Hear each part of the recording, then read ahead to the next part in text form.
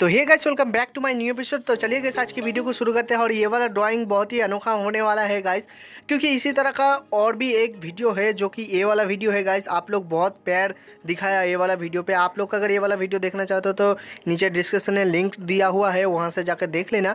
और उसी तरह से मैं ये वाला ड्राइंग को आज कंप्लीट करूँगा, थोड़ा थोड़ा करके आप लोगों को ट्यूटोरियल जैसा ही दिखाऊँगा गाइस। तो वीडियो को बिना स्किप किए देखते जाओ।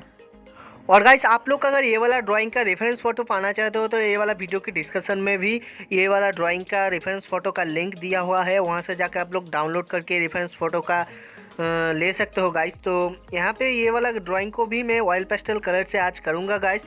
तो आप लोग थंबनेल में पहले शायद देख चुके हो। तो यहाँ पे मैं ग्लास मार्किंग पेंसिल के साथ ये वाला कलर का यूज़ करूँगा। इस ड्राइंग को शुरू करते हैं। और आप लोग अगर मेरे वीडियो पहली बार देख रहे हो तो मेरे चैनल को सब्सक्राइब करना मत भूलना, क्योंकि मैं ड्राइंग से रिलेटेड ये वाला चैनल में आप लोगों को वीडियो मिलता जाएगा गाइस। तो चैनल को सब्सक्राइब कर दीजिए।